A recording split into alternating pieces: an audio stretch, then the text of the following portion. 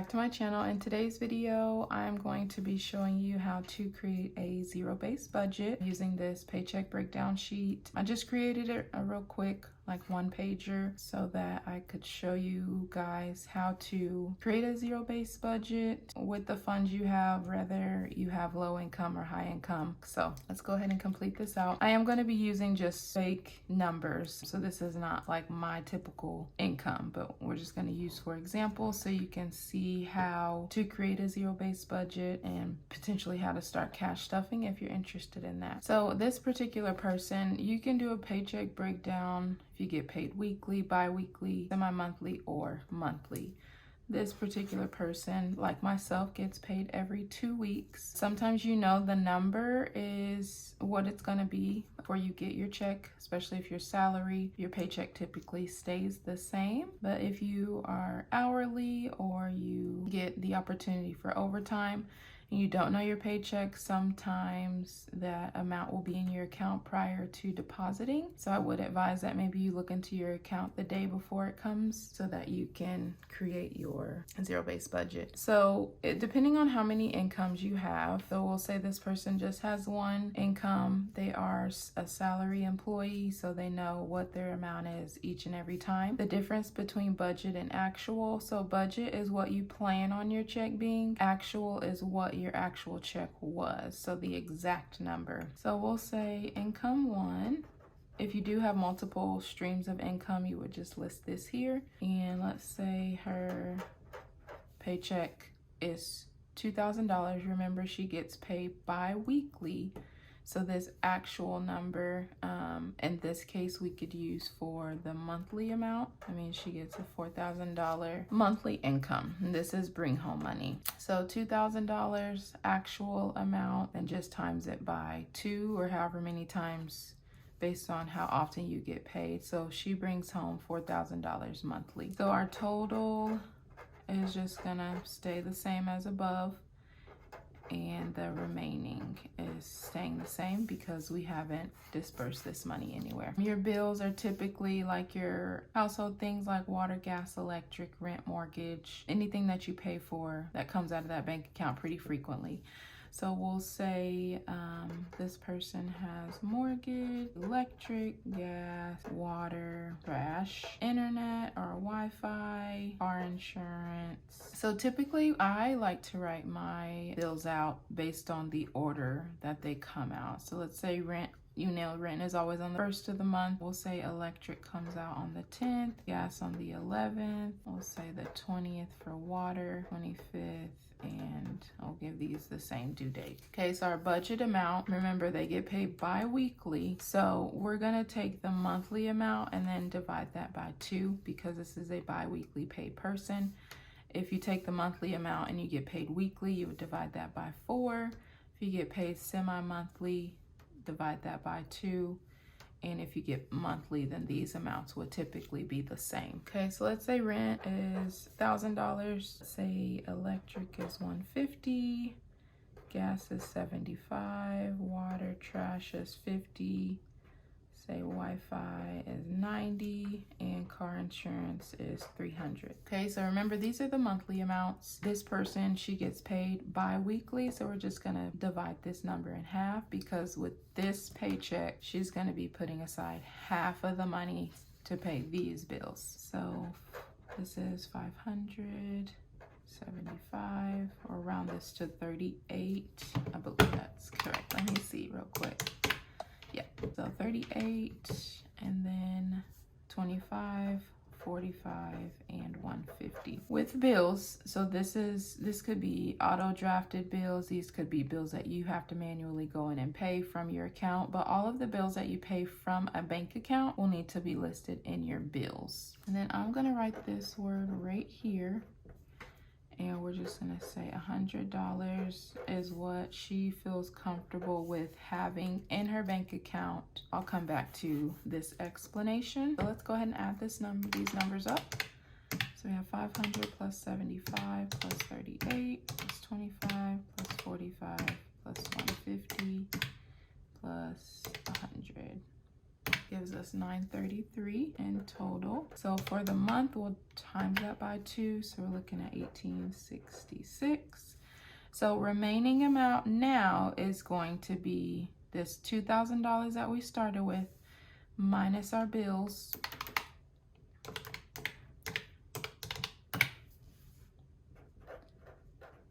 And then divide or times that by 2, so $21.34. So we get our paycheck, we take care of all of our bills, we set aside half the amount or keep half of the amount into our account because our bills are coming straight from our account to be paid, and then our remaining balance that we have in order to use for variable expenses, debt, sinking funds, and savings challenges. Sometimes people like to do sinking funds before debt, but if you are in debt, I would advise that you apply your debt payments before you start sinking funds, or before you start allocating money for your sinking funds. I would definitely encourage you to start sinking funds because at the end of the day, we're all human. We have things that we are planning for in the long run, and we need to start saving for that money.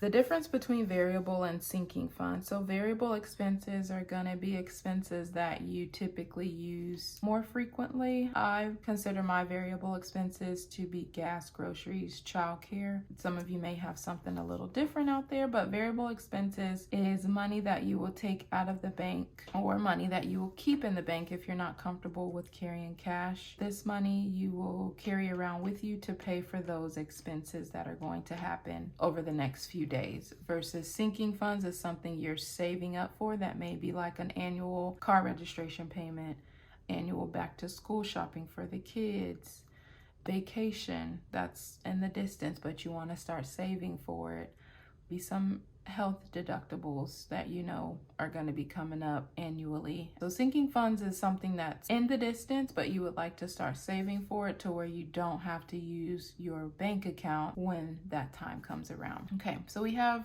$1,067 to use towards variable expenses. Here we're going to put our gas, groceries, and say she does have kiddos. Okay, so for gas, just say just gonna budget $200 a month, or let's say $100 a month. Groceries about $300 a month, and let's say childcare for the oldest kids. She has older kids, so let's say she has school agers. So it's about $260 a week or a month, which is it's not too bad. But when you have those babies, oh man, they are expensive to put in daycare, y'all. All right, so this is, remember, our monthly amount. So now we're going to divide these numbers in half because with this paycheck, we're setting aside half the amount for our bills. So gas is $50. That might be a low amount, but we'll just say this person does work from home and does have to drive periodically. Our groceries and then childcare. Okay, so let's add up this budget number. 150, 130, 330, which would be $660 a month. Okay, so we're going to take our remaining balance after we paid or taken care of setting aside money for all of our bills, and 330, and we have 737 left to work with. And y'all, this is a pretty nice, decent, big number whenever you have debt. That's still, I'm trying to get this calculator out of the way. I want to make sure you guys can still see. All right, so 737 is the amount we have left for our debt, sinking funds, and potential savings challenges. So I'm just going to write this number up here so that we don't have to keep looking at the bottom of the paper. So anytime you have debt, I currently have debt and I'm currently following the Snowball method. So I'm taking my smallest balances, paying them off while paying my minimum payments on all the other bills. And then once that debt is paid off, I'll take that minimum balance and snowball it onto the next smallest balance, which has definitely got me out of debt faster and within a quicker time period. I still currently have debt, but not as much as I used to by just paying those minimum payments. But you know, that's a whole nother dog, y'all, to work with. So let's just move on for this example here. I can do a full video on my debt journey and how I work through paying my bills. If you guys would like to see that video, just let me know in the comments and I can do one for that. So we have $737 left for debt. Let's say this girl has a car payment. She has 2 credit cards and let's say student loans. Student loans. Okay. So let's write in our monthly amount first. So let's say her car payment is about $400 a month. The minimum, these are minimum payments. First credit card is $75, next one is $50, and let's say student loan, she pays $300 a month. Okay, so remember, she gets paid every 2 weeks.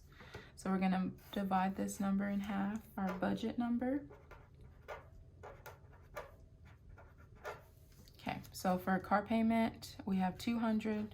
Credit card 1, minimum payment we need to have. Remember, this is money we need to set aside to keep in our bank so that when the due date comes around, we have the funds. We're gonna do the exact same thing with the next paycheck. If your paychecks are pretty much the same, then you have your breakdown for both paychecks.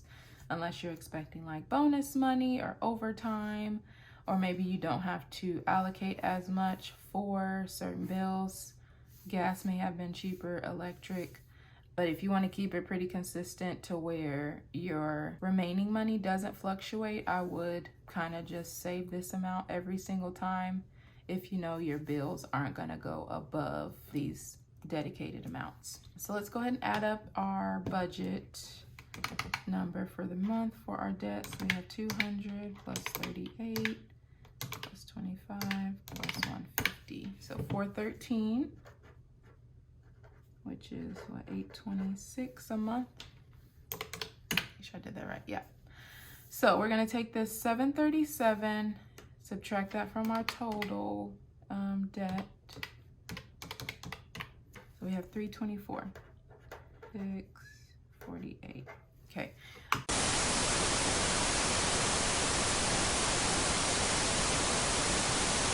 I'm gonna say right here, if you have anything over $300 to go into sinking funds and savings challenges and you still have debt, I would highly encourage you to put a little extra, y'all, because if we keep paying the minimum payment, it would take us 5 months. But if we throw a little extra on there, we would get it done in 3. Pushing a little extra onto the debt, snowballing that once you get that paid off in less time because you're adding extra money each month. Y'all, sorry, I'm on my soapbox.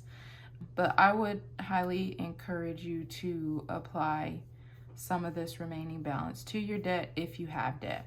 If not, then you would technically have $737 to cash stuff for every paycheck. $1,400 every month. That's a really, really good number if you are debt free. So let's say we're just going to keep moving along here. No extra money is going to be thrown at any of this debt. We have 324 to work with. She has a kid sinking fund, vacation sinking fund. And if you do have debt and you don't know what to start a sinking fund for, I would start one for your high priority. So kids are a high priority, health expenses are a high priority, car maintenance is a high priority, because if the car breaks down, how are we gonna get anywhere? You know, how are we gonna go get that paycheck or get to work? So I would say car maintenance, anything house related could be good sinking fund to start. Maybe not so much a vacation unless your vacation is approaching within the next few months and you know that you need to start saving pretty heavily for that. So we'll go with these few. And when I get to sinking funds, I do like to put the number on my calculator and subtract as I go versus saying, oh, I'll put 200 here, 300 here, or 50 here. And then at the end of it, you're like, oh, I don't even have money left over for car maintenance and house. So let's subtract while we go. Let's say we're the kids envelope, we want to put away 20, which is $40 a month, and that amount could always go up. Say for vacation, we want to put aside 50, which is 100 a month. And then let's say for health expenses, that one we want to have a significant amount in there. So let's say we budget 100 for that. Car maintenance again, very important thing. So let's say 75 for that. And then let's say for the house, we'll do 50, which is $100 a month. All right, so that gives us with a remaining balance of 29. So in total, we had 50, 20, 100, 75, 50. So 295 was our total here. For the month, that's 590. So that this paycheck, what we have remaining is $29 we can put towards some sinking funds. Let's say we have just typical savings, and let's say the 100 envelope challenge. That one is a really good one, and you kind of move at your own pace. Some people do 100 days to get the $5,000. Some people do it based on how often they get paid, weekly, monthly. It's really at your own pace, whatever you're comfortable with, but saving is saving. It's a good thing. So let's say, so we have 29 left over. Let's just say she has the $9 envelope that she can fill, and then we'll put 20 in our savings. So that does give us a total of $29 and zero based budget. I do want to circle back. So this number right here does tend to scare a lot of people. Like, what do you mean I have $0? I have no money. So it can freak you out, but let's think here. We have this money that is going to actually stay in our account. And then I want to double back to the word cushion. So if we didn't set aside a cushion, we would typically, yes, be zeroing out our checking account every single paycheck, and we don't necessarily want to do that because these bills are staying in there, but those bills are eventually going to come out. Debt is money is staying in there, but we're eventually going to have to pay our debt payment when the due date comes. These variable expenses and sinking funds is what we are taking out from our bank account via cash. So yes, we technically would zero out our account if we didn't have what I just call this cushion. Some people call it like a buffer. So if you keep a cushion in your account, let's say you go to hang out with some friends and you're like, oh, I have, a little extra money left over, but the place that you go to doesn't accept cash.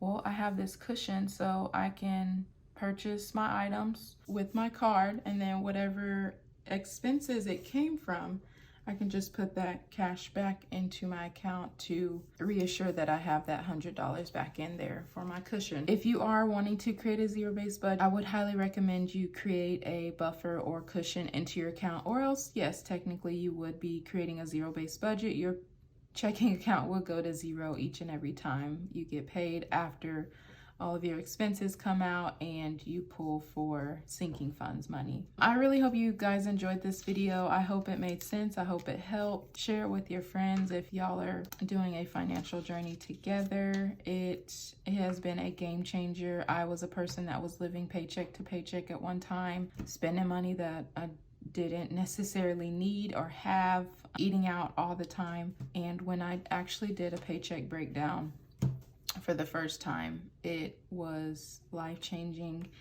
and it just makes the most sense. If you're on a journey, this will truly help you reach your financial goals, pay off your debt faster. Guys, I do appreciate you watching this video, and I'll see you in the next one. Bye.